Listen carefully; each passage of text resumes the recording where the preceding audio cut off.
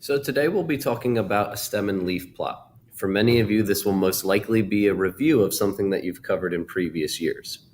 A stem and leaf plot is just another visual representation of data. Yesterday you learned about the box and whisker plot, which is one day to represent data visually. Next week we will continue to discuss other ways of visual representations of data. Today we'll be focusing on the stem and leaf plot. Our main goal is just to make sure that we are all on the same page in regards to how to correctly read a stem and leaf plot. The first thing I'll draw your attention to is that this contains two separate stem and leaf plots. The first stem and leaf plot refers to class A, the second one refers to class B. Typically, when you see a stem and leaf plot, you will always be given a key, and this reminds you how to read a stem and leaf plot. From this key, it is very easy to see that the number on the left side of the bar, that which represents our stem, this is typically considered the tens column, whereas the numbers on the right make up our ones column. Remembering place value from elementary school, we can see that I read this 2 and then the /9 as 29. 12 tens and 4 ones is read as 124. So the biggest thing is making sure we understand that the left side represents the stem or the tens, the right side represents the ones. So I can see here that in class A, I have a bunch of different data points. Looking at class A, I can see this first point is read as 49. The next one would be read as 55 and 57. Class A here demonstrates the need for, if we have two students scoring the same, each data point is listed. So here I have two students that scored 66. Notice 6 is written twice, not just once. So if you have multiple data points that are the same, you need to list each one individually in your stem and leaf plot. Here you can see I had 3 students score 78. Multiple students scored 95. Then down here, remember, this is read not as 10-0, but as 100. On the right-hand side, class B, the first important thing to note is without any number here, no student scored in the 40s. All right. When I leave it blank, that is showing that no student has a tens value of 4. All right.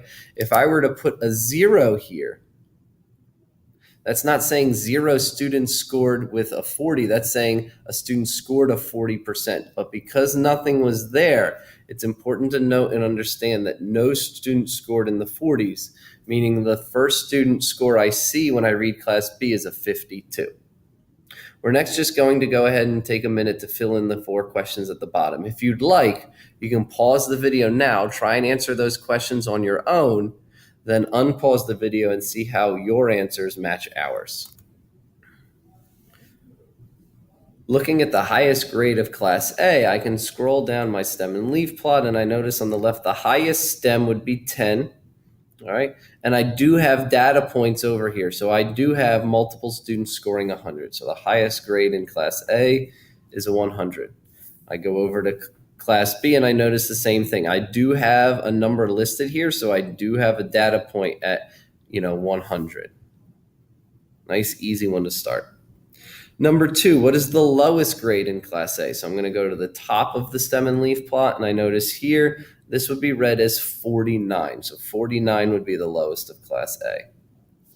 Again, this is sometimes where students get a little crossed up.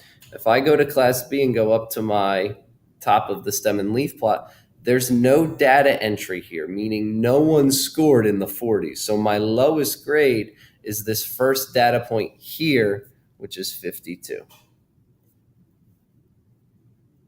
As far as the number of individual students in the class, it's important we only count the number of leaves, okay, or the number of ones digits. Over here, this is 84, 85, 87, 88, 88. I'm not going to count the stems, only the numbers that appear over here in my leaf. Doing a quick count, I can see that there are 20 digits in the ones column, so I have 20 students in class A. In class B, doing a quick count, I can also see that there are 20 students. We talked about mode yesterday in class. Mode is the most common. So when I look at class A, the most frequent score would be 78. When I take a look at Class B, the most frequent score would be 95. That's all we needed you guys to get out of this video, is to make sure we understand how to work with a stem and leaf plot. Tomorrow's class is shortened due to some activities going on in the school, so there will be a classwork activity you see at the bottom of the page that you can save and do in class tomorrow.